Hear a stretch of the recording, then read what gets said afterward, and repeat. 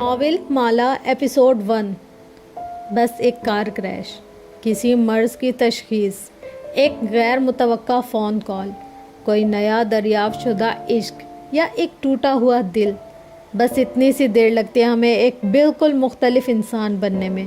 کتنی خوبصورتی سے نزاکت بھری ہے ہمارے اندر کہ یہ سب چیزیں بس ایک پل میں بدل ڈالتی ہے اس حقیقت کو کہ ہم کون ہیں۔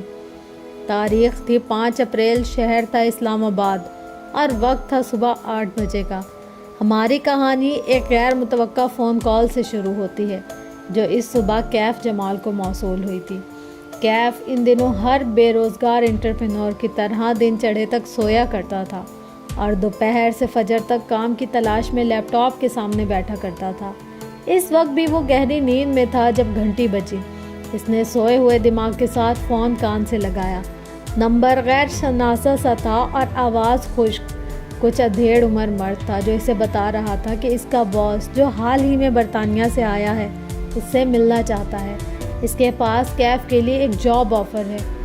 کون ہے آپ کے باس؟ وہ جمائی لیتے ہوئے اٹھ بیٹھا، آنکھیں مسلی، وقت دیکھا۔ ماہر فرید۔ مگر میں کسی ماہر فرید کو نہیں جانتا۔ جان جاؤ گے، ادھیڑ عمر آدمی نے کال کاٹ دی۔ تقریباً 1.5 گھنٹے بعد کیف اوبر میں سوار ہو کر اس لوکیشن کی طرف جا رہا تھا جو اس نامعلوم شخص نے بھیجی تھی۔ راستے میں اس نے گوگل کا سہارا لے کر ماہر فرید کو کھوجنا چاہا۔ ویسے تو بہت سے لوگ تھے اس نام کے، لیکن انگلینڈ سے تعلق رکھنے والا ماہر فرید اسے ایک ہی ملا۔ اس کا کوئی سوشل میڈیا اکاؤنٹ نہیں تھا، بس ایک فیس بک گروپ پہ اس کا تذکرہ نظر آیا جو کہ اس کی کاؤنٹی کے چند رہائشیوں کے کمنٹ کی شکل میں تھا۔ کیف دلچسپی سے پڑھے گیا۔ معلوم ہوتا تھا کہ ماہر فرید کسی معروف کاروباری شخصیت کا بیٹا تھا اور اس کو کوئی ذہنی عارضہ لاحق تھا۔ چند برس قبل اس کے اپنے ماں باپ نے اسے ذہنی امراض کے ایک انسٹیٹیوشن میں داخل کروا دیا تھا۔ وہ ایک مدت وہاں زیر علاج رہا۔ یہاں تک پڑھ کر کیف کا دل عجیب سا ہونے لگا، لیکن اگلی معلومات زیادہ چونکا دینے والی تھی۔ کسی نے گوسپ کے انداز میں لکھا تھا کہ جن دنوں ماہر زیر علاج تھا اس کے باپ نے ماہر کو اپنی جائیداد سے بے دخل کرنے کا اعلان کر دیا تھا اور وہ سب کچھ اپنی بیٹی کے نام چھوڑنا چاہتے تھے۔ ابھی وصیت کو قانونی شکل نہیں دی گئی تھی جب ایک کار کریش میں اس کے والد کا انتقال ہو گیا۔ ان کی وفات کے بعد ماہر کی ماں اور بہن ملک چھوڑ کر چلے گئے اور نہ جانے کیسے، لیکن ماہر کے ڈاکٹر نے اسے کلیئر قرار دے کر ڈسچارج کر دیا۔ یوں وہ واپس اپنے گھر آ گیا اور یقیناً اب وہ اپنے ماں باپ کے تمام اثاثوں کا مالک تھا۔ یہ خبر 2 برس پرانی تھی۔ کیف نے مزید سرچ کرنا چاہا لیکن اس کے علاوہ انٹرنیٹ پر اس شخص کا کوئی نام و نشان نہیں تھا۔ ہوٹل آ چکا تھا، یہی ملاقات طے کی گئی تھی۔ ایک لمحے کے لیے کیف جمال کا دل چاہا کہ وہ واپس پلٹ جائے، لیکن کیا معلوم یہ کوئی اور ماہر فرید ہو۔ ایک دفعہ ملنے میں کیا حرج ہے۔ چند منٹ بعد وہ لفٹ میں سوار تھا جو اسے 4تھے فلور کی طرف لے جا رہی تھی۔ شاید مجھے بہتر حلیے میں آنا چاہیے تھا، لفٹ کے کداور آئینے میں اپنے عکس کو دیکھتے ہوئے اس نے سوچا۔ کیف ایک خوش شکل نوجوان تھا، البتہ اس کا حلیہ بے پرواہ سا تھا۔ ماتھے پہ بکھرے بال، بڑھی ہوئی شیو، جینس کے نیچے سفید جوگرز جو مٹیالے ہو چکے تھے، پوری آستین کی چیک والی شرٹ جس کے بٹن کھلے تھے اور نیچے پہنی سفید شرٹ جھلکتی تھی۔ اس نے بالوں میں ہاتھ پھیر کے انہیں درست کرنا چاہا لیکن کوئی فائدہ نہ تھا۔ 4تھے فلور پر وہ لفٹ سے نکلا تو سامنے مرمری راہداری تھی، فاصلے فاصلے پر کمروں کے دروازے تھے۔ کیف نے گردن اٹھا کے ہوٹل کی شان و شوکت کو دیکھا۔ یہاں رہائش پذیر انسان کو اس سے کیا کام ہو سکتا تھا؟ کیف جمال ایک ناکام انٹرپرینور ہونے کے علاوہ ایک ایونٹ فوٹوگرافر بھی تھا جس کو لوگ عموماً انسٹاگرام یا فیس بک کے ذریعے ہائر کیا کرتے تھے۔ اس جیسے اس شہر میں سینکڑوں دوسرے فوٹوگرافر بھی تھے، پھر ماہر فرید نے اسے ہی کیوں بلایا؟ کمرے کا دروازہ ایک ادھیڑ عمر شخص نے کھولا۔ وہ بادامی رنگت کے سوٹ میں ملبوس تھا اور اس کے بال اتنے سفید تھے کہ سلور لگتے تھے۔ اس نے سپاٹ تاثرات کے ساتھ سر سے پیر تک کیف کا جائزہ لیا، پھر خوش آمدید کہہ کے راستہ چھوڑ دیا۔ وہ آواز سے پہچان گیا، یہ وہی شخص تھا جس نے اسے کال کی تھی، ماہر فرید کا مینیجر۔ کیف تیز ہوتی دھڑکن کے ساتھ اندر داخل ہوا۔ سوئٹ کافی وسیع اور شاندار تھا۔ سارے میں لیوینڈر اور موتی کی خوشبو پھیلی تھی۔ دیوار گیر کھڑکی کے پردے ہٹے ہوئے تھے اور باہر پھیلی روشنی صبح دکھائی دیتی تھی۔ کھڑکی کے آگے رکھے بڑے صوفے پر ایک آدمی ٹانگ پہ ٹانگ جمائے بیٹھا تھا۔ وہ مسکراتے ہوئے کیف کو اندر آتے دیکھ رہا تھا۔ گرے پینٹ اور سفید شرٹ پر چارکول ویسٹ پہنے ہوئے وہ ایک بازو صوفے کی پشت پر پھیلائے ہوئے تھا۔ پیچھے سے آتی روشنی میں اس کے کف لنکس چمک رہے تھے۔ وہ اس کی توقع سے زیادہ جوان اور وجیہہ تھا۔ کلین شیو چہرہ، جیل سے سیٹ بال اور پرکشش آنکھیں۔ نہ چاہتے ہوئے بھی کیف کا دل محبوبیت سے بھر گیا۔ اس نے جس طرح کے شخص کا خاکہ ذہن میں بنایا تھا یہ آدمی اس سے کہیں مختلف اور شاندار تھا۔ آؤ کیف، میں تمہارا ہی انتظار کر رہا تھا۔ بے تکلفی سے مسکرا کے ماہر فرید نے خالی صوفے کی طرف اشارہ کیا۔ ٹانگ پہ ٹانگ جما کے بیٹھنے سے ماہر کا ایک بوٹ فضا میں تھا اور اس بوٹ کی سیاہی چمکیلی سطح پر کیف کا عکس نظر آ رہا تھا۔ آپ یقیناً ماہر فرید ہیں، وہ سنجیدگی سے کہتے ہوئے بیٹھا۔ دونوں کے درمیان شیشے کی میز تھی جس پر لیدر کور والی بھوری ڈائری رکھی تھی۔ کچھ تھا اس کمرے کی فضا میں جو اعصاب پر سوار ہوتا تھا۔ لیوینڈر اور موتی کی خوشبو اب محسوس نہیں ہو رہی تھی۔ خاموش کمرے میں واحد آواز ماہر فرید کے ناخن سے آ رہی تھی جنہیں وہ صوفے کے ہتھے سے عادتاً رگڑ رہا تھا۔ کیف نے فیصلہ کر لیا تھا کہ وہ اس شخص کی امارت اور وجاہت کے روپ میں نہیں آئے گا۔ کنگار کے پوچھا، آپ مجھ سے کس سلسلے میں ملنا چاہتے تھے؟ تمہیں کیا لگتا ہے میں تم سے کیوں ملنا چاہتا تھا؟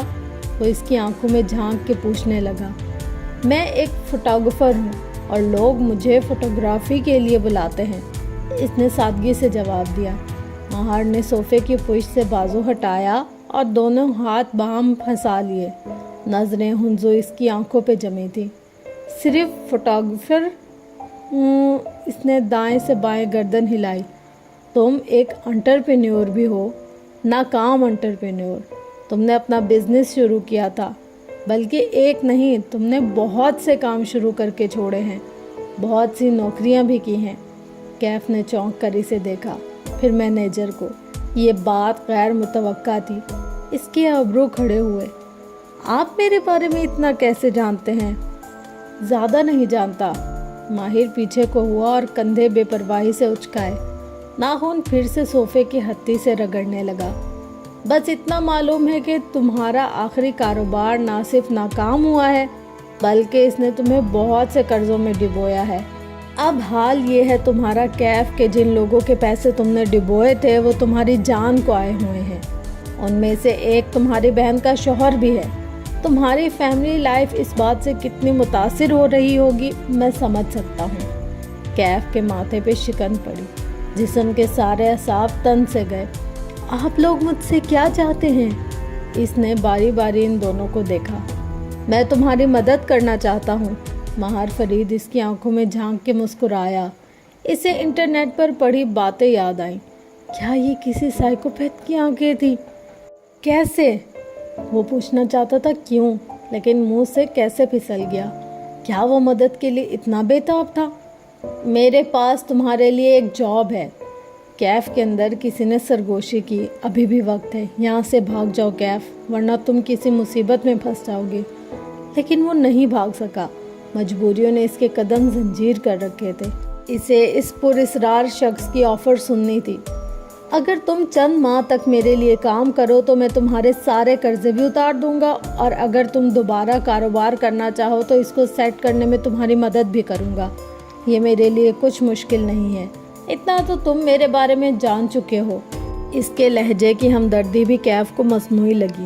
کچھ ناقابل اعتبار سا تھا اس شخص کے بارے میں۔ مجھے کیا کرنا ہوگا؟ ماہر فرید کے چہرے پر بھرپور مسکراہٹ آ گئی۔ اس نے ایک گہری سانس باہر کو خارج کی۔ بالآخر اس نے میز پر رکھی بھوری لیدر کور کی ڈائری اٹھائی، دونوں انگلیوں سے ڈائری کے اندر سے ایک تصویر نکالی اور سامنے رکھی۔ کیف نے نظریں جھکا کے دیکھا۔ وہ ایک لڑکی کی تصویر تھی، چہرے کا کلوز اپ۔ وہ مسکرا رہی تھی، اس کی آنکھیں سبز تھیں اور بھورے بال ڈھیلے جوڑے میں بندھے تھے۔ وہ ایک بے داغ شفاف سا چہرہ تھا۔ ایسے چہرے انسان ہر روز نہیں دیکھتا۔ تم اس لڑکی کو جانتے ہو؟ کیف نے نفی میں گردن ہلائی۔ یہ تمہاری کزن صفورہ کی دوست ہے۔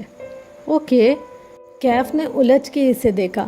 صفورہ اس کی امیر سیکنڈ کزن تھی، مہینوں بعد اس سے ملاقات ہوا کرتی، اور اس میں بھی صفورہ اس کو اسٹیبلش ہونے کے لیکچر دیتی تھی۔ تنگ آ کے اس نے صفورہ کی فیملی سے ملنا ہی چھوڑ رکھا تھا۔ صفورہ نے اپنی اس دوست تصویر اٹھا کے دکھائی کو 2-3 دفعہ سیکیورٹی گارڈ رکھوا کر دیے ہیں، لیکن اس لڑکی کے پاس زیادہ دن تک کوئی گارڈ نہیں ٹکتا۔ پچھلے ہفتے اس نے پھر سے صفورہ سے کوئی قابل بھروسہ گارڈ ڈھونڈنے کے لیے کہا ہے۔ سفید بالوں والا مینیجر اس دوران باری باری ان دونوں کو دیکھ رہا تھا، جیسے ٹینس کے میچ میں گیند کا نظروں سے تعاقب کر رہا ہو۔ اوکے، کیف ابھی تک سمجھ نہیں پا رہا تھا۔ تم اپنی کزن سے کہو گے کہ وہ اس لڑکی سے تمہاری سفارش کرے اور تمہیں اس کے پاس گارڈ کی جاب دلوا دے۔ ویسے بھی تم نے چند برس پہلے ایک سیکیورٹی کمپنی میں 2 ماہ کے لیے کام کیا تھا، تمہارے پاس تجربہ بھی ہے اور تمہیں ضرورت بھی ہے۔ مجھے امید ہے صفورہ تمہیں انکار نہیں کرے گی۔ تصویر رکھی اور مسکرا کے کندھے اچکائے۔ بس اتنا سا کام ہے۔ بالآخر معاملہ کیف کی سمجھ میں آنے لگا۔ آپ چاہتے ہیں کہ میں صفورہ کی دوست کا گارڈ بن جاؤں، آپ کا اعتماد حاصل کروں، مگر کیوں؟ ماہر فرید کی مسکراہٹ غائب ہوئی، چہرے پر سختی در آئی۔ ایسے کاموں میں کیوں نہیں پوچھتے، کام کی قیمت پوچھتے ہیں۔ ابرو اٹھا کر سرد لہجے میں تنبیہ کی۔ چند لمحے کے لیے سٹنگ روم میں سناٹا چھا گیا۔ ساری خوشبوئیں مر گئیں، اب صرف ایک احساس یرغمالی تھا۔ دیکھیں، وہ قدرے دھیمے لہجے میں بولا، مجھے اتنا تو بتائیں کہ مجھے آپ کے پاس جاب کر کے کیا کرنا ہے، میرا مقصد کیا ہوگا؟ میں کوئی برا انسان نہیں ہوں، ٹھیک ہے میرے مسئلے ہیں، لیکن میں کچھ غلط نہیں کرنا چاہتا۔ ماہر فرید نے بدمزہ ہو کے مینیجر کو دیکھا۔ بہت بولتا ہے یہ۔ مینیجر نے ہلکے سے شانے اچکا دیے، پھر کوٹ کی جیب سے ایک پرچی نکال کے کیف کے سامنے رکھی۔ اس پہ ایک رقم درج تھی۔ کیف نے رقم کے ہندسے پڑھے، پھر صفر گنے۔ 1 بار 2 بار اس کی آنکھیں تعجب سے پھیلی، نظریں اٹھا کے تذبذب سے ماہر کو دیکھا۔ بدلے میں آپ کیا چاہتے ہیں؟ اتنے پیسے کوئی نیک کام کے لیے نہیں دیا کرتا کیف، وہ سپاٹ سے انداز میں بولا۔ کیف نے پرچی پر درج رقم دوبارہ پڑھی، پھر سر جھکا دیا، اتنا کہ تھوڑی سینے سے لگنے لگی۔ کسی لڑکی کا گارڈ بننے کا مطلب یہ ہے کہ سائے کی طرح اس کے ساتھ رہنا، اس پہ نظر رکھنا، اس کو نقصان پہنچانا، یہ مجھ سے نہیں ہوگا۔ سر ہنزو جھکا ہوا تھا۔ ماہر فرید کچھ دیر اس کے جھکے سر کو گھورتا رہا، پھر وہ اٹھا اور ٹائی کی نوٹ ڈھیلی کی۔ کیف نے چہرہ اٹھا کے اسے دیکھا۔ وہ صوفے کے پیچھے چلا گیا اور کھڑکی کے سامنے چکر کاٹنے لگا، دائیں سے بائیں پینڈولم کی طرح۔ وہ جیسے کچھ سوچ رہا تھا، پھر قدم روک کے دور بیٹھے کیف کو دیکھا۔ ٹھیک ہے، نہ مانو میری بات، پھر کیا کرو گے؟ اس کی آواز میں نرمی تھی، جیسے سمجھا رہا ہو۔ کاروبار میں نقصان اور قرضوں نے تمہاری سوشل لائف ختم کر کے رکھ دی ہے۔ مرد کا معاشی طور پر اسٹیبلش نہ ہونا اس کی عزت آدھی کر دیتا ہے، وہ لوگوں سے ملنا چھوڑ دیتا ہے، لاؤنج لیزرڈ بن جاتا ہے، گھر سے نہیں نکلتا ہے تو ایسے جوتے پہن کے۔ کیف نے چونک کے اپنے جوتوں کو دیکھا۔ سفید جوگرز اب مٹیالے ہو چکے تھے۔ اس نے پیر قدرے پیچھے کیے، لیکن وہ ان کو چھپا نہیں سکتا تھا۔ دوسری طرف میری آفر ہے۔ ماہر فرید واپس اس کے سامنے آ کے بیٹھا۔ میرے لیے صرف 2 ماہ کام کرو، صرف 2 ماہ، اور ساتھ اپنی فوٹوگرافی جاری رکھو اور اپنا نیا بزنس پلان بناؤ۔ 2 ماہ ختم ہوتے ہی میں تمہارا بزنس خود سیٹ کرا دوں گا، مارکیٹنگ، نیٹ ورکنگ میری ٹیم سب کر لے گی۔ صرف 2 ماہ۔ وکٹری کی 2 انگلیاں بنا کے دکھائیں۔ آپ اپنا کام کسی سے بھی کروا سکتے ہیں، پھر میں ہی کیوں؟ ماہر فرید پیچھے کو ہوا اور ٹانگ پہ ٹانگ جمائی۔ اب کہ وہ بولا تو آواز میں برہمی تھی۔ تم میرا کام کرو گے یا نہیں؟ کیف جمال کا چہرہ ہلکا سا سرخ ہوا۔ او، آپ جلدی میں ہیں؟ اگر میں جا کے صفورہ کو بتا دوں کہ کوئی اس کی دوست کو اسٹاک کرنے کی کوشش کر رہا ہے تو؟ وہ کیف کو چند ثانیے دیکھتا رہا، پھر ایک دم سے ہنس پڑا اور نفی میں سر ہلا دیا۔ تم یہ نہیں کرو گے، یہ کہتے ہوئے اس نے تصویر اٹھائی۔ کیف کو تصویر کی پشت نظر آئی، وہاں کچھ لکھا تھا، 5 الفاظ۔ آپ کو کیسے معلوم ہے کہ میں یہ نہیں کروں گا؟ وہ متعجب ہوا۔ ماہر فرید نے جواب نہیں دیا۔ اس نے لیدر ڈائری کھولی۔ کیف کی نظریں نیچے جھکیں۔ وہ جسے ڈائری سمجھ رہا تھا وہ دراصل فوٹو البم تھی۔ اگلے ہی لمحے اس کا سانس رک گیا۔ پہلے صفحے پر اوپر نیچے 2 تصاویر تھیں۔ اوپری تصویر ایک سیاہ بالوں والی لڑکی کی تھی۔ وہ اس میں مسکرا رہی تھی۔ نچلی تصویر اسی لڑکی کی تھی، لیکن اس کی آنکھیں نیلو نیل تھیں، پیشانی زخمی اور پلکیں بند تھیں۔ وہ شاید کسی لاش کی تصویر تھی۔ وہ آہستہ آہستہ صفحے پلٹنے لگا۔ ہر صفحے پر اوپر ایک لڑکی کی زندگی سے بھرپور تصویر ہوتی تھی اور نیچے زخمی یا لاش جیسی تصویر۔ تصویریں مختلف لڑکیوں کی تھیں۔ اس نے چھٹا صفحہ پلٹا تو وہ خالی تھا۔ اس نے اوپری خانے میں سبز آنکھوں والی لڑکی کی تصویر ڈال دی۔ نیچے جگہ ابھی خالی تھی۔ کیف اپنی جگہ سے ہل نہیں سکا۔ اطراف میں ساری خوشبوئیں دم توڑ گئی تھی۔ اب صرف کافور کی بو تھی جو اندر باہر پھیلی تھی۔ ماہر فرید نے کھلی ہوئی البم پرے دھکیلی اور نظریں اٹھا کے کیف کو دیکھا۔ پھر اس نے 2 فقرے بولے۔ وہ 2 فقرے اس سارے گفتگو پر بھاری تھے۔ کیف جمال نے رکی ہوئی سانس خارج کی۔ پرچی پر لکھے 0 گنے۔ یہ اس کے قرضے اتارنے کے لیے کافی تھے، اور ان 2 فقروں کے بعد اس کے پاس انکار کی گنجائش نہیں تھی۔ صرف 2 ماہ کے لیے وہ یہ کام کر سکتا تھا۔ میں تیار ہوں، ماہر فرید مسکرایا۔ Good boy. پھر مینیجر کو اشارہ کیا۔ اس نے جیب سے ایک پھولا ہوا لفافہ نکال کے کیف کے سامنے رکھا۔ یہ کام کے علاوہ ہیں، صرف اس لیے کہ تم نئے جوتے خرید سکو۔ آئندہ کسی ورک میٹنگ پہ ایسے جوتے پہن کے مت آنا، نرمی سے تنبیہ کی۔ اب تم جاؤ، مالک تم سے خود رابطہ کر لے گا۔ سفید بالوں والے کی طرف اشارہ کیا۔ کیف نے ایک ملامتی نظر اس پہ ڈالی، پیکٹ اٹھایا اور وہاں سے اٹھ گیا۔ مجھے اس لڑکے پر اعتبار نہیں ہے ماہر، اس کے جاتے ہی مالک نے ناخوشی سے بولا۔ اعتبار تو مجھے تم پہ بھی نہیں ہے، لیکن ہم ساتھ کام کر رہے ہیں نا۔ وہ عام سے لہجے میں کہتے ہوئے اٹھا اور کھڑکی کے سامنے جا کھڑا ہوا۔ دوپہر کی سنہری روشنی سیدھی اس کے چہرے پر پڑنے لگی۔ ماہر نے آنکھیں بند کر لیں۔ ماہر، مینیجر نے پکارا۔ انتقام کے سفر پر نکلنے والے کو چاہیے کہ وہ 2 قبریں کھود لے، ایک دشمن کی اور ایک خود اپنی۔ یہ کنفیوشس نے کہا تھا، اور جانتے ہو اسے کیا چیز قبر تک لے گئی تھی؟ اپنے بیٹوں کی موت کا غم۔ وہ آنکھیں بند کیے کہہ رہا تھا، سرد سی سرگوشی میں۔ موت سے بڑا کوئی غم نہیں ہے مالک۔ میز پہ البم یوں ہی کھلا رکھا تھا۔ مالک نے تعصب سے نفی میں سر ہلایا، پھر ہاتھ بڑھا کے چھٹا صفحہ پلٹایا تو سبز آنکھوں والی لڑکی کی تصویر کی پشت دکھائی دینے لگی۔ وہاں اردو میں لکھا تھا، حورِ جہاں کی بیٹی کشمالہ۔ تاریخ تھی 11 اپریل اور شہر تھا اسلام آباد کا۔ آج کا دن اہم تھا کیونکہ آج کشمالہ کی زندگی بدلنے جا رہی تھی، لیکن اپنی صبح کا آغاز کرتے ہوئے اسے اس بات کا علم نہیں تھا، کسی کو بھی نہیں ہوتا۔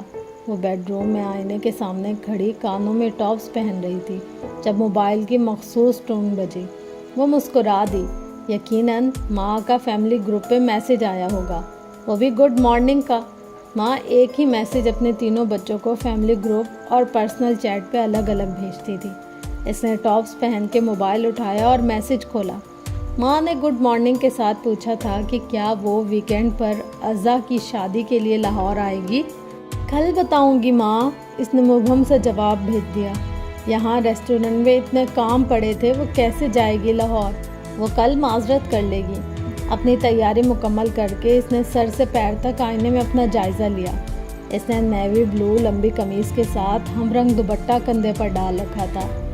بین گلے سے گردن میں پہنا ننھا سا ڈائمنڈ لاکٹ جھلک رہا تھا۔ پیروں میں زرد ہائی ہیلز تھیں۔ لمبے بھورے بال فرینچ جوڑے میں بند تھے۔ بیضوی چہرہ گلابی سفید سا تھا جیسے عموماً پٹھان لڑکیوں کا ہوتا ہے، اور آنکھیں سبز تھیں جن کے گرد لائنز تھیں جیسے سیاہ پیالے میں سبز پانی ہو۔ اس نے چہرہ دائیں بائیں گھما کے دیکھا۔ اسکن بے داغ تھی، کوئی ایک پمپل بھی نہ تھا۔ اس نے جوڑے سے 2 لٹیں نکالی اور انگلی سے رول کر کے چھوڑ دی۔ وہ چہرے کے دونوں اطراف میں ٹھہر گئی، اپنے عکس کو دیکھ کے مسکرائی۔ وہ کام پہ جانے کے لیے تیار تھی۔ ماں ہوتی سامنے تو کہتی ان کی کوئی بیٹی حسن میں ان پہ نہیں گئی۔ کہاں اپنے زمانے کی حسین ترین حور جہاں بیگم اور کہاں مہبینہ اور کشمالہ۔ ایک تو ماں کی ججمنٹل آواز ہمیشہ ذہن کے پس منظر میں گونجتی تھی، چاہے سارا زمانہ کہے کہ ماہی مہبینہ اور مالا کشمالہ جیسا حسین کوئی نہ تھا، ماں نے نہیں ماننا تھا۔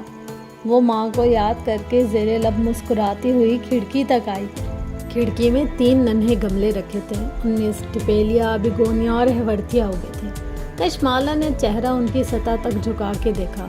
باقی دونوں کی نئی گروتھ نظر آ رہی تھی، مگر ہیورتھیا کے پتے بھورے ہو رہے تھے۔ شاید روشنی اس کے لیے تیز تھی۔ اس نے پودے کو ذرا پیچھے کر دیا، باہر جانے کے لیے لاؤنج میں آئی۔ کونے میں رکھی ورک ٹیبل سے زرد ہینڈ بیگ اور لیپ ٹاپ اٹھایا، پھر بیرونی دروازے کی طرف بڑھی۔ تبھی نگاہ میں کچھ کھٹکا۔ کشمالہ کے قدم زنجیر ہوئے، گردن دھیرے سے دائیں جانب موڑ دی۔ دیوار گیر بک شیلف میں ایک موٹی سی کتاب کی جگہ خالی تھی۔ کشمالہ کی نگاہوں نے نیچے میز تک کا سفر کیا۔ وہاں ایک تمیز ڈکشنری رکھی تھی۔ یہ شیلف سے نیچے کیسے آئی؟ اس نے چونک کے ٹیرس کے دروازے کو دیکھا، وہ بند تھا، کھڑکیاں بھی اندر سے مقفل تھیں۔ اس نے یاد کرنے کی کوشش کی رات کو جب میں گھر آئی تھی تب یہ کتاب اپنی جگہ پہ تھی یا نہیں، مگر کچھ یاد نہ آیا۔ اس نے سر جھٹکا، خیر کوئی بات نہیں۔ سفورہ نے کہا تھا کہ وہ نئے گارڈ کے لیے کسی کو آج بھیج رہی ہے۔ گارڈ آ جائے گا تو یہ مسئلہ نہیں ہوگا۔ اسے ابھی اس معاملے کی فکر نہیں کرنی تھی، اسے اپنے نئے بزنس پلان پر فوکس کرنا تھا۔ اور اس بارے میں سوچتے ہی مالا کے لبوں پر ایکسائٹمنٹ بھری مسکراہٹ بکھر گئی۔ وہ بیرونی زینے اترتے ہوئے نیچے آئی۔ وہ ماموں کے گھر کے بالائی منزل پر بطور پیئنگ گیسٹ رہتی تھی۔ ماموں ممانی اور ان کی فیملی نیچے رہتے تھے۔ دونوں کی ملاقات ہفتوں بعد ہوا کرتی تھی۔ باہر ہوا ٹھنڈی تھی اور آسمان پر سیاہ بادل تھے۔ آج خوب بارش برسنی تھی۔ کچن کے جالی دار دروازے سے ناشتے کی مہک پورچ تک آ رہی تھی۔ وہ دروازے پہ رکی اور جالی سے اندر جھانکا۔ نسرین کام کرتی دکھائی دے رہی تھی۔ نسرین، کل میرے پورشن میں کوئی آیا تھا؟ نہیں باجی، کوثر تو چھٹی پر ہے 2 دن سے۔ اس نے صفائی والی لڑکی کا نام لیا۔ کشمالہ پورچ کی طرف بڑھ گئی، البتہ اس کی سوچتی نظروں نے گیٹ اور لان کا جائزہ ضرور لیا تھا۔ کون تھا جو اس کی غیر موجودگی میں اس کے پورشن میں آتا تھا؟ بلکہ نہیں، اسے ابھی اس بارے میں نہیں سوچنا تھا۔ اسے آج ظہیر کو اپنے نئے بزنس پلان کی پریزنٹیشن دینی تھی۔ اسے اپنی توانائی برقرار رکھنی تھی۔ ظہیر اس کا کلاس فیلو تھا۔ دونوں نے لاہور میں ایک ساتھ گریجویٹ کیا تھا۔ پھر ظہیر اسلام آباد واپس آ گیا۔ کشمالہ کے پاس آئیڈیاز تھے اور ہمیشہ ہی ہوتے تھے، اور ظہیر کے پاس سرمایہ تھا جو کشمالہ کے پاس نہیں تھا۔ ابا بچپن میں ہی کہیں اللہ کو پیارے ہو گئے تھے، سعودیہ میں جاب کرتے تھے، بچوں سے تعلق نہ ہونے کے برابر تھا۔ 4 سدہ میں ان کی زمینیں اور باغ تھے۔ ابا کی وفات کے بعد بھی ماں نے کبھی نوکری نہیں کی، صرف حساب کتاب کیے، زمینوں اور ٹھیکوں کے رجسٹر سنبھالے، لیکن اپنے 3 بچوں کو ایک اچھی زندگی اور اعلیٰ تعلیم فراہم کر دی۔ ماں ہی آرکیٹیکٹ تھی، معید ڈاکٹر بن چکا تھا، اور کشمالہ کو ہمیشہ سے اپنا کام کرنے کا شوق تھا۔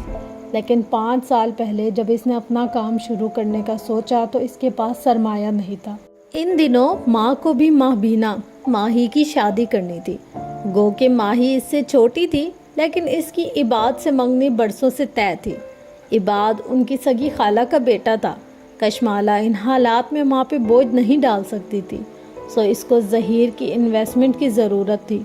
یوں 5 برس پہلے ظہیر اور اس نے مل کر ایک بزنس کی بنیاد رکھی۔ ظہیر کی انویسٹمنٹ اور مالا کے آئیڈیاز اور محنت اس وقت جو ناممکن لگتا تھا، وہ 5 برس بعد شہر کے معروف اور ایلیٹ ریسٹورنٹ میں شمار ہونے لگا تھا، اوشین۔ اور اوشین ریسٹورنٹ کے لیے اس نے 5 برس پہلے لاہور چھوڑ دیا تھا۔ ماں اس فیصلے سے خوش نہیں تھی، لیکن انہوں نے کبھی منع نہیں کیا تھا، ہمیشہ ساتھ دیا تھا۔ معید میڈیکل پڑھ رہا تھا اور ماں کے ساتھ ہوتا تھا۔ پھر ماہی اور عباد بھی اسی کالونی میں رہتے تھے، جو ماں کو اس کی ضرورت نہ تھی۔ 1 سال پہلے عباد کی کینیڈا میں جاب لگ گئی تھی۔ پہلے وہ گیا اور پھر 6 ماہ پہلے ماہی بھی کینیڈا چلی گئی۔ ماں کے پاس صرف معید تھا جو سرجری میں ٹریننگ کر رہا تھا۔ ایک احساس ہوتا تھا کہ ماں قدرے اکیلی ہو گئی ہوگی۔ وہ سوچتی بھی تھی کہ ہر دوسرے ویکینڈ پر لاہور جایا کرے گی، لیکن لاہور جاتے جاتے اسے 1.5 ماہ گزر جایا کرتا تھا، اور اب وہ اوشین کے لیے ایک نئے بزنس پلان پر کام کرنے جا رہی تھی۔ اب تو شاید وہ 6 ماہ بعد لاہور جا سکے گی۔ یہ نیا آئیڈیا اسے چند ہفتے قبل آیا تھا۔ اوشین کے پیچھے کچھ جگہ خالی تھی جو ظہیر کی ملکیت تھی۔ پلان یہ تھا کہ وہ دونوں مل کے وہاں ایک بیکری بنائیں، لیکن وہ ایک منفرد طرز کی بیکری ہوگی، اور اس دفعہ کشمالہ خود بھی انویسٹ کرے گی۔ اس نے ابھی ظہیر کو اس بارے میں نہیں بتایا تھا۔ وہ ایک ہی دفعہ پوری تیاری کے ساتھ اسے پریزنٹیشن کے ذریعے بتانا چاہتی تھی تاکہ وہ انکار نہ کر سکے۔ ڈرائیو کرتے ہوئے وہ مسلسل مسکرا رہی تھی۔ دفتراً موبائل کی گھنٹی بجنے لگی۔ وہ جانتی تھی اس وقت کسی کی ویڈیو کال آ سکتی تھی۔ اس نے ہولڈر میں لگے فون کا بٹن دبا دیا۔ اسکرین پر ویڈیو کال روشن ہو گئی۔ کیسی ہو ماہی؟ ہمیشہ کی طرح خوبصورت، ماہی کی چہکتی ہوئی آواز سنائی دی۔ مالا نے اسٹیئرنگ گھماتے ہوئے مسکرا کے موبائل اسکرین کو دیکھا۔ وہاں ماہی نظر آ رہی تھی۔ کینیڈا میں اس وقت رات تھی۔ ماہی کچن کاؤنٹر کے پیچھے کھڑی جوسر کے جگ سے جوس گلاس میں انڈیل رہی تھی۔ گوری رنگت، گلابی گال اور بھوری آنکھوں والی ماہی ایک کیوٹ سی پٹھانی لڑکی تھی۔ بال چھوٹے اور باب سٹائل میں کٹے ہوئے تھے، ایک طرف سے کان کے پیچھے اڑسے ہوئے اور دوسری طرف گال پہ آگے کو گرتے ہوئے۔ یہ ماہی کا سگنیچر ہیئر کٹ تھا جس کو وہ کبھی نہیں بدلتی تھی۔ تم نے ظہیر کو اپنا بزنس پلان دکھانا ہے نا آج، سوچا تمہیں وش کر دوں، ماہی جگ سے گلاس میں جوس انڈیلتے ہوئے کہہ رہی تھی۔ تھینک یو ماہی، اور تم ٹھیک ہو؟ اپنا خیال رکھتی ہو نا؟ مجھے چھوڑو، ظہیر کا بتاؤ، وہ مان جائے گا نا؟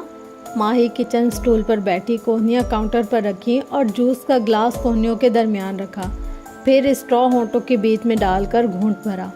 وہ بزنس مین ہے، اتنے اچھے آئیڈیا کو نہ نہیں کہے گا۔ تم نا ظہیر پر زیادہ ہی ٹرسٹ کرتی ہو، اسٹرا ہٹا کر اس نے خفگی سے کہا۔ آنکھیں شکی انداز میں چھوٹی ہوئیں۔ وہ دل کا شیخ ہے، میں بتا رہی ہوں، وہ تمہیں انویسٹ نہیں کرنے دے گا۔ سارا پروفٹ اور کنٹرول اسے خود چاہیے۔ کشمالہ ڈرائیو کرتے ہوئے مسکرا دی۔ کیوں اتنا شک کرتی ہو لوگوں پہ؟ تم جو بھی کہو، لیکن ماہی کی ججمنٹ کبھی غلط نہیں ہوتی۔ فخر سے کالر جھٹکا۔ کشمالہ مسکرا دی۔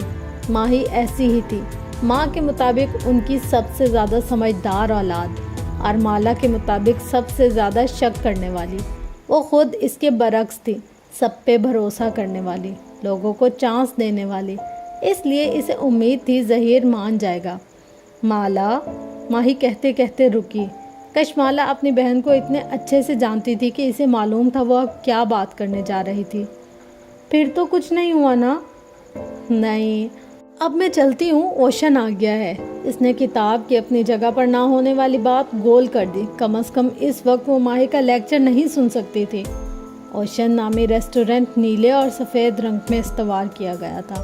برآمدے کی میزیں لوگوں سے پر تھیں، گفتگو، کہکے، ناشتہ اور کافی کی مہک۔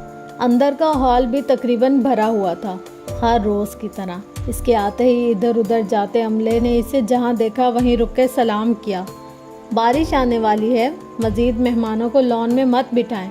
گزرتے ہوئے اس نے کسی کو روکا، اور 15-20 منٹ تک جو بھی لان میں بیٹھا ہو اس کو بہت آداب کے ساتھ برآمدے میں موو ہونے کے لیے کہہ دو۔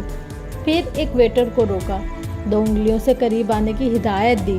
وہ مؤدب سا چلا آیا۔ اس کٹلری کو یہاں سے اٹھاؤ، تحکم سے ایک میز کی طرف اشارہ کیا، اور فاروق سے کہو کہ اس کو واش کر کے بف ڈرائی کر کے بھیجے۔ مجھے اتنی دور سے اس پہ پانی کے داغ نظر آ رہے ہیں۔ لہجہ 2 ٹوک مگر نرم تھا۔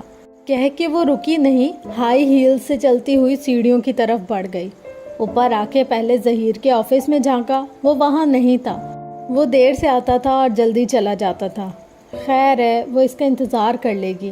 پھر وہ اپنے آفس میں آئی جہاں سائکا پانی کی ٹھنڈی بوتل اور اس کی کافی رکھ رہی تھی۔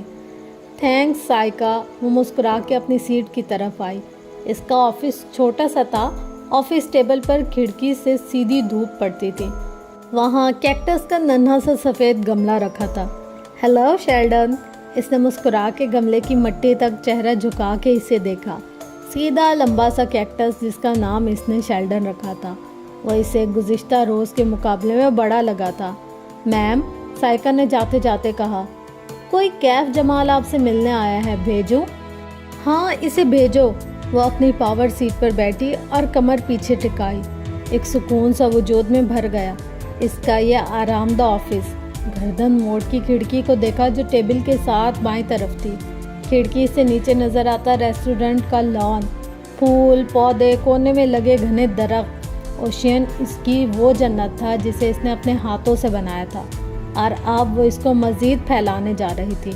لیکن پہلے اسے سیکیورٹی گارڈ کا انٹرویو کرنا تھا. اس نے موبائل پر صفورہ کی چیٹ کھولی اور کافی کا گھونٹ بھرتے ہوئے اس کا میسج دوبارہ پڑھا. وہ اپنے کزن کیف جمال کی سفارش کر رہی تھی. وہ ضرورت مند بھی تھا اور قابل بھروسہ بھی. صفورہ نے تقریباً درخواست کے لہجے میں لکھا تھا کہ مالا اس کو جاب دے دے. وہ پچھلے گارڈز کی طرح جاب چھوڑ کر نہیں جائے گا. انٹرویو بھی ایک فارمیلٹی ہی تھا. صفورہ نے کہہ دیا تو بس کہہ دیا. صفورہ بہت سوشل اور تعلقات رکھنے والی لڑکی تھی. کسی کو ملازم چاہیے یا گارڈ، صفورہ اسے سب سے پہلے رابطہ کیا جاتا تھا. دروازہ کھلنے کی آواز آئی تو کشمالہ نے سر اٹھایا اور کچھ کہنے لگی، لیکن نوارد کو دیکھ کر رک گئی. آنکھوں میں تعجب ابھرا. کیا نام ہے آپ کا؟ تصدیق چاہیے. میں کیف ہوں، کیف جمال. سامنے کھڑا نوجوان رسمی مسکرا کے بولا، آپ سیکیورٹی گارڈ کی جاب کے لیے آئے ہیں؟ جی. اس نے اس بات میں سر ہلایا. مالا نے اچھمبے سے اسے دیکھا. اس کے اب تک کے رکھے تمام گارڈز کرخت چہروں اور مونچھوں والے تھے. یہ ایک پڑھا لکھا اسمارٹ سا نوجوان لگتا تھا. حلیہ بے پرواہ سا تھا. بال ماتھے پہ کٹے ہوئے اور بلدار تھے. ان کو پیچھے کرنے کی زحمت نہیں کی تھی. چہرے پہ چند دن کی بڑی ہوئی شیف تھی. آنکھیں بھوری تھیں اور رنگت کھلتی ہوئی. جینز کے اوپر ملٹی گرین رنگ کی کالر شرٹ پہنے ہوئے تھا. گرے باندھ کے اوپری بٹن کھلے ہوئے تھے اور نیچے سے سفید شرٹ جھانک رہی تھی. کف بھی ایک تہ موڑے ہوئے تھے. پیروں میں جرابوں کے بغیر سفید جوگرز تھے جو نئے لگتے تھے. اس کے اس بے ترتیب سے حلیے میں صرف اس کے جوگرز قابل ستائش تھے. میں صفورہ کا کزن ہوں، مسکرا کے بولا. وہ مسکراتا تو اس کے بائیں گال میں ڈمپل پڑتا تھا. اس کے چہرے میں سب سے زیادہ پرکشش کیا تھا؟ اس کے مسکرانے کا انداز یا اس کی بھوری آنکھوں کی لمبی اور مڑی ہوئی پلکیں؟ تشریف رکھیے. وہ بیٹھ گیا اور ایک فائل اس کے سامنے رکھی. پھر گردن ہلائے بنا نگاہوں سے اطراف کا جائزہ لیا. آفس چھوٹا سا تھا. 3 دیواریں سفید تھیں. چوتھی دیوار پر جنگل کے اونچے درخت پینٹ کیے گئے تھے. جگہ جگہ منی پلانٹ اور انڈور پودوں کے گملے رکھے تھے. ان کی خوشبو کافی کی مہک میں مکس ہو گئی تھی. سامنے نیلے لباس میں بیٹھی لڑکی سر جھکائے اس کی فائل کے صفحے پلٹا رہی تھی. چہرے کے دونوں اطراف سے نکلتی لٹیں بھی فائل پر جھکی تھی. کانوں میں ڈائمنڈ ٹاپس بھی دمک رہے تھے. کشمالہ نے فائل بند کر دی. پھر چہرہ اٹھا کے اسے دیکھا. وہ اپنی مڑی ہوئی پلکوں والی آنکھوں سے بغور اسے دیکھ رہا تھا. کچھ تھا اس نوجوان کے بارے میں جو اس جاب انٹرویو سے مطابقت نہیں رکھتا تھا. کچھ غیر فطری سا. وہ سمجھ نہیں پائی. آپ نے صرف 2 ماہ ایک پرائیویٹ سیکیورٹی فرم میں کام کیا ہے، وہ کام کیوں چھوڑا؟ میں ایک سیاست دان کے سیکیورٹی اسکواڈ میں شامل تھا بطور پرسنل باڈی گارڈ. ٹائمنگ مشکل تھی. میں ساتھ ساتھ اپنے بزنس پلان پر بھی کام کر رہا تھا. 2 چیزیں مینیج کرنا مشکل تھا. کس چیز کا بزنس کر رہے تھے آپ؟ وہ سیٹ پر ٹیک لگائے اسپاٹ انداز میں پوچھ رہی تھی. جوڑے سے نکلتی 2 لٹیں اس کے چہرے کے دونوں اطراف کو چھو رہی تھی. میں پروفیشنل فوٹوگرافر ہوں. ہم دوستوں نے ایک ویکینڈ فوٹوگرافی کمپنی بنائی تھی جس میں ہم بہت سی سروسز مہیا کرتے تھے، لیکن وہ فلاپ ہو گئی. ہلکے سے کندھے اچکائے. میں نے باہر سے بہت قیمتی ایکوپمنٹس منگوایا تھا جس کی وجہ سے میں شدید قرضوں میں گھرا ہوا ہوں اور وہی قرضے اتارنے کے لیے جاب کرنا چاہتا ہوں. وہ سنجیدگی سے اس کے سوالات کا جواب دے رہا تھا. کتنا قرضہ ہے آپ پہ؟ اتنا کہ اس جاب سے چند ماہ میں اتار لوں گا. قدرے توقف سے بولا. آپ کو سیکیورٹی گارڈ چاہیے یا باڈی گارڈ؟ دونوں. وہ سنجیدہ تھی. مگر آپ خود کو میرا ڈرائیور کہیں گے. صبح مجھے ریسٹورانٹ ڈراپ کریں گے، شام کو یہاں سے پک کریں گے اور رات کو میرے گھر ڈیوٹی دیں گے۔ جب تک میں ریسٹورنٹ میں ہوتی ہوں مجھے آپ کی ضرورت نہیں، آپ گھر جا کے آرام یا کام وغیرہ کر سکتے ہیں۔ مجھے خود کو ڈرائیور کہنا ہے؟ وہ جیسے سمجھا نہیں تھا۔ کشمالن نے غیر آرام دہ انداز میں پہلو بدلا۔ میں اپنے رشتہ داروں کے ساتھ رہتی ہوں، باڈی گارڈ کے لفظ سے وہ انکمفرٹیبل ہو جائیں گے۔ کیا ان کو نہیں معلوم کہ آپ کو سیکیورٹی تھریٹ ہے؟ وہ اس کی آنکھوں میں جھانک کے بولا۔ اس نے نفی میں سر ہلایا۔ ویسے نیچر آف تھریٹ کیا ہے؟ کشمالن نے جواب نہیں دیا۔ وہ گردن موڑ کی کھڑکی کے باہر دیکھنے لگی۔ آسمان اندھیرا ہوتا جا رہا تھا، وقفے وقفے سے بادل گرج رہے تھے۔ کیف نے کھنگار کے وضاحت کرنی چاہی۔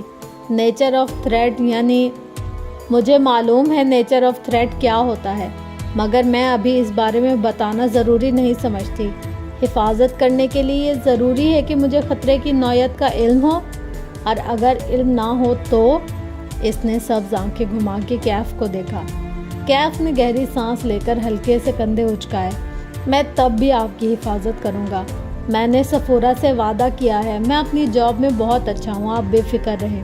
وہ ہلکا سا مسکرایا۔ وہ واقعی اس کے گزشتہ گارڈ سے مختلف تھا، لیکن اچھا تھا۔ اس کے بات کرنے کے انداز میں ایک احساس تحفظ تھا۔ اس کے تنے اعصاب ڈھیلے پڑنے لگے۔ مجھے لگتا ہے کوئی میرا پیچھا کر رہا ہے، وہ بولی تو اس کی آواز ہلکی تھی۔ اس نے بھروسہ کرنے کا فیصلہ کر لیا تھا۔ آخر وہ سفورہ کا کزن تھا۔ صرف لگتا ہے یا کسی کو دیکھا بھی ہے؟ وہ چونکا۔ دیکھا نہیں ہے، لیکن وہ ثبوت چھوڑ جاتا ہے۔ وہ میرے گھر میں داخل ہوتا ہے اور چیزیں چھیڑ کے چلا جاتا ہے۔ سی سی ٹی وی میں نظر نہیں آیا۔ کشمالہ نے نفی میں سر ہلایا۔ ممانی ان کے خلاف ہیں، صرف گیٹ پہ سی سی ٹی وی لگا ہوا ہے، باقی گھر میں وہ لگوانے نہیں دیتی، ان کی پرائیویسی ڈسٹرب ہوتی ہے۔ آپ نے خفیہ کیمرے لگوانے کا نہیں سوچا؟ مجھے یہ اچھا نہیں لگتا، میں کسی کے ساتھ رہوں اور اس کی پیٹھ پیچھے چھپ کے کچھ ایسا کروں جو اس کو نہیں پسند، اور میں نہیں چاہتی کہ انہیں معلوم ہو کہ مجھے کوئی مسئلہ ہے، خاندان میں باتیں ہوں گی۔ آپ کی کسی سے دشمنی ہے؟ وہ سوچتے ہوئے پوچھ رہا تھا۔ وہ اداسی سے مسکرا دی۔ میں ایک انتہائی بے ضرر انسان ہوں کیف، میں صرف کام کرتی ہوں اور کچھ نہیں۔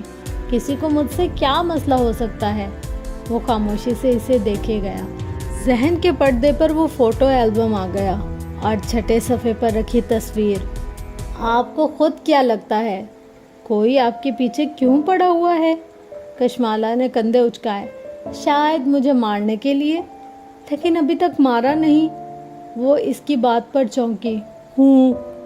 کیف اپنی جگہ سے اٹھا اور ہاتھ بڑھا کے کھڑکی کے پٹ کھول دیے، پھر باہر کی طرف اشارہ کیا۔ آپ روز اس کھڑکی میں بیٹھ کے کام کرتی ہیں، سامنے ایک کمرشل مارکیٹ ہے، اس کی کسی بھی عمارت کی کھڑکی سے آپ کو شوٹ کرنا بہت آسان ہے۔ اگر میں ہوتا تو اس سرمئی عمارت کا انتخاب کرتا۔ اشارہ کر کے ایک عمارت دکھائی۔ آپ وقت کی پابند ہے، ہلکی سی مسکراہٹ کے ساتھ کھڑے کھڑے بات جاری رکھی۔ روز فکس ٹائم پہ ریسٹورنٹ پہنچتی ہیں، یہ مجھے اسٹاف نے بتایا ہے۔ کوئی آپ کا تعاقب 2 دن تک کر لے تو اسے معلوم ہوگا کہ آپ کب اور کہاں ہوتی ہیں۔ راستے میں کہیں بھی آپ کو شوٹ کیا جا سکتا ہے۔ پھر اس نے میز پر رکھی کافی کا مگ اٹھایا۔ کپ میں 2 گھونٹ بچے ہوئے تھے۔ کپ نیچے سے پکڑ کے اونچا کیا۔ یہاں کسی بھی ویٹر یا اسٹاف کو چند پیسے دے کر آپ کی کافی میں کچھ ملایا جا سکتا ہے۔ ویسے میں ہوتا تو کافی میں زہر نہ ملاتا، کیونکہ آپ آخری گھونٹ بچانے کی عادی ہیں۔ میں یہاں زہر لگاتا۔ اس نے انگلی سے کپ کے دائنے کی طرف اشارہ کیا، جہاں اس کی لپسٹک کا نشان تھا، پھر کپ رکھا اور کرسی پر واپس بیٹھا۔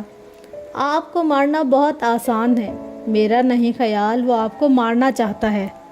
وہ بس اسے دیکھ رہی تھی، بنا پلک جھپکے۔ اس کے تاثرات دیکھ کے کیف کھنگارا۔ میں صرف بتا رہا ہوں تھیوری میں۔ کشمالہ نے جھرجھری لے کر سر جھٹکا۔ اف۔ پھر لہجے کو نارمل رکھتے ہوئے پوچھا، آپ کے خیال میں کوئی مجھے اسٹاک کیوں کر رہا ہے؟ ظاہر ہے آپ کو ڈرانے کے لیے، اور ڈرانے والے کی غذا آپ کا ڈر ہوتا ہے۔ جس دن آپ اس کی غذا روک دیں گے وہ کمزور پڑ جائے گا۔ پھر مسکرایا۔ کیا میں ہائر کر لیا گیا ہوں؟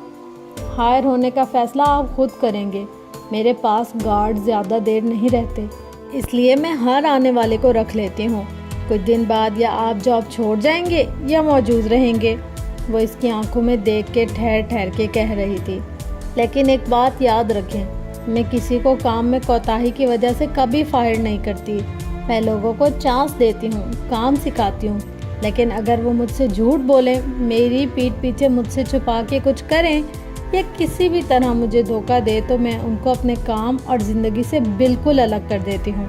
اس کے بعد وہ جتنی معافی مانگ لے میں انہیں واپس نہیں لیتی۔ اس نے دیکھا کہ کیف کے چہرے پر ایک سایہ سا گزر گیا، لیکن بظاہر وہ مسکراتا رہا۔ یعنی آپ کو ناراض کرنا بہت مشکل ہے، لیکن ایک دفعہ ناراض ہو جائیں تو منانا مشکل ہے۔ مشکل نہیں، ناممکن ہے۔ وہ ہلکا سا مسکرا دی۔ کیف نے بظاہر مسکراتے ہوئے تھوک نکلا۔ یہ وہ وقت تھا جب وہ اسے بتا سکتا تھا کہ وہ وہاں کیوں آیا ہے۔ وہ اسے بتا سکتا تھا کہ کسی کے پاس اس کی تصویر ہے، کوئی اسے نقصان پہنچانا چاہتا ہے، اور یہ کہ اسے اندازہ ہے کہ کون اس کا پیچھا کر رہا ہے۔ لیکن وہ جانتا تھا وہ اس کا یقین نہیں کرے گی، کوئی بھی اس کا یقین نہیں کرے گا۔ آپ کو مجھ سے کبھی شکایت نہیں ہوگی۔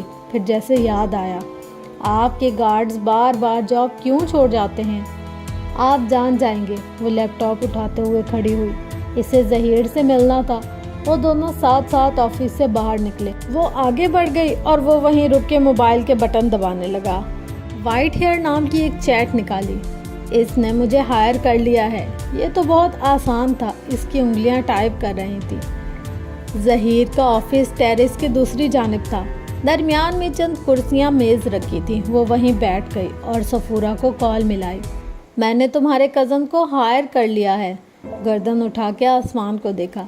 سیاہ بادل دور دور سے اس کے سر پہ اکٹھے ہو رہے تھے۔ لگتا تھا آج برس برس کے اوشن کو بہا لے جائیں گے۔ گڈ، صفورہ اپنے مخصوص انداز میں بولی۔ اچھا سنو، وہ کوئی غلطی کرے تو اس کو ایسے ہی ٹریٹ کرنا جیسے باقی ملازمین کو کرتی ہو۔ میرا کزن ہونے کا ناجائز فائدہ نہ اٹھانے دینا۔ اس کو بزنس کا شوق ہے، لیکن وہ کبھی ترقی نہیں کرے گا۔ اس کے لیے بھی بہتر ہے کہ وہ تمہارے پاس نوکری کرتا رہے۔ اچھا مالا سنو۔ صفورہ رکی، توقف کیا۔ مالا ابھی تک گردن اٹھائے آسمان کو دیکھ رہی تھی۔ آدھا ریسٹورنٹ اوپن ایئر تھا۔ بارش ان کے لیے اچھی ثابت نہیں ہوتی تھی۔ میں نے سنا ہے ظہیر نے اوشن کو بیچ دیا ہے۔ بجلی زور کی چمکی عین اس کے سر پہ۔ کیا؟ بادل اتنے زور سے گرجے کہ زمین دہل گئی۔ ایوب بتا رہا تھا کہ ظہیر نے کسی لبنانی فوڈ چین کو اوشن بیچ دیا ہے۔ اس نے تمہیں اعتماد میں نہیں لیا؟ تمہیں کوئی غلط فہمی ہوئی ہوگی۔ ایسا نہیں ہو سکتا۔ وہ ایک دم کھڑی ہوئی۔ اسی پل بارش برسنے لگی، جیسے اوپر سے کسی نے پانی کا تھال الٹ دیا ہو۔ وہ تیز تیز چلتی ظہیر کے آفس میں داخل ہوئی۔ اس کی ہیلز گیلے نشانوں کی ایک قطار اپنے پیچھے چھوڑتی جا رہی تھی۔ ظہیر نے سر اٹھا کر دیکھا۔ مالا کے بال نم تھے اور چہرے پہ پانی کے قطرے تھے۔ آواز اونچی تھی۔ میں کیا سن رہی ہوں؟ ہتھیلیاں میز کے کناروں پر رکھے وہ بنا پلک جھپکائے اسے دیکھ رہی تھی۔ تم نے اوشن بیچ دیا ہے؟ غصہ نہیں تھا، بے یقینی تھی، حیرت تھی۔ آفس کی کھڑکی کے شیشے پر تڑ تڑ بوندیں برس رہی تھی، گویا آسمان سے برستے پتھر ہوں اور ہر پتھر پہ کسی کا نام لکھا ہو۔ ظہیر چند لمحے اسے دیکھتا رہا، پھر گردن موڑ کی کھڑکی کو دیکھنے لگا۔ ہاں، میں نے ایک لبنانی گروپ کے ساتھ ڈیل کی ہے۔ وہ چند لمحے ہل نہیں سکی، نہ پلک جھپکی، نہ سانس لیا۔ اس کے ذہن نے بات کو جذب ہی نہیں کیا تھا۔ تم نے کیا کیا ہے؟ میز سے ہاتھ اٹھائے، سیدھی کھڑی ہوئی۔ میرے کچھ ذاتی مسئلے چل رہے ہیں، مجھے پیسے چاہیے تھے۔ سوری، میں تمہیں پہلے نہیں بتا سکا۔ پیچھے دروازہ کھلنے کی آواز آئی، ساتھ ہی شناسا مردانہ آواز۔ باس، آپ کا فون باہر گرا ہوا تھا، مسلسل بجے جا رہا تھا۔ کہنے والا خود ہی خاموش ہو گیا، آگے آیا اور میز پہ کشمالا کا فون رکھ کے واپس ہو گیا۔ تم مجھے بتائے بغیر ایسا کیسے کر سکتے ہو؟ وہ اسی طرح ظہیر کو بے یقینی سے دیکھ رہی تھی۔ کیونکہ انہوں نے اپنا سٹاف لانا ہے مالا، میں ہر ایک کی ذمہ داری نہیں لے سکتا، سب اپنا کچھ نہ کچھ کر سکتے ہیں۔ وہ قدرے جھنجھلایا۔ میں نے کہا نا مجھے پیسے چاہیے تھے, بہت ضروری ہے. ظہیر, تم مجھے بتائے بغیر ایسے کیسے کر سکتے ہو؟ اس کو لگا اسے سانس نہیں آ رہا. میں کر سکتا ہوں, میں ریسٹورنٹ کا مالک ہوں. ہمارے درمیان کبھی کوئی ایسی بات نہیں طے ہوئی تھی جس سے میرا یہ حق سلب ہو جائے. مالک؟ تم مالک ہو؟ ظہیر, میں نے یہ ریسٹورنٹ بنایا ہے تمہارے ساتھ اپنے انہی ہاتھوں سے, اور تم نے 1 منٹ میں اس کو بیچ بھی دیا. اس نے خود کو بولتے سنا, اور تب کسی اڑتے تیر کی طرح ایک فکرہ ذہن میں پیوست ہو گیا. وہ اپنا اسٹاف لائیں گے. تم یہ کہہ رہے ہو کہ میں اور ہمارا اسٹاف ہم سب جاب لیس ہو گئے ہیں؟ وہ 2 قدم پیچھے ہوئی اور بے یقینی سے اسے دیکھا. ظہیر کے چہرے پر ملال ابھرا. مالا, تم اتنی قابل, اتنی ٹیلنٹڈ ہو, تم کچھ بھی کر لو گی یار, میرا مسئلہ سمجھو. وہ کچھ اور بھی کہہ رہا تھا لیکن اسے سنائی نہیں دے رہا تھا. وہ ظہیر کے آفس سے نکلی تو ذہن شل تھا. اسے اپنے آفس تک جانے کے لیے ٹیرس عبور کرنا تھا. وہ قدم قدم آگے بڑھنے لگی. زرد جوتے مزید گیلے ہوتے گئے. اس نے ٹیرس کی دیوار پر ہاتھ پھیرا. یہ وال ٹائلز اس نے سلیکٹ کی تھی. گراس ٹف کتنے ملی میٹرز رکھنی ہے یہ اس نے طے کیا تھا. فال سیلنگ کا ڈیزائن, لائٹ کس طرز کی کرنی ہے, ریسٹورنٹ کا تھیم اور مینیو کیا ہوگا, یہ سب اس نے طے کیا تھا. ہر شے پر ظہیر کا پیسہ اور کشمالہ مبین کی 5 سال لگے تھے. ایک دم قطروں کا راستہ رک گیا. کشمالہ نے چونک کے گردن موڑی. پانی کی بوچھاڑ کے پار وہ بھوری آنکھوں والا نوجوان بازو لمبا کر کے اس کے اوپر چھتری تانے ہوئے تھا. اب بھیگ رہی ہیں. وہ فکر مندی سے اسے دیکھ رہا تھا. کشمالہ چند ثانیے اس کا چہرہ تکتی رہی, پھر مڑ گئی. ابھی ذہن کے اندر کوئی منظر جذب نہیں ہو رہا تھا. اسے جلد سے جلد کھلی فضا میں واپس جانا تھا. اوشین سے دور, ظہیر سے دور, اس سب سے دور.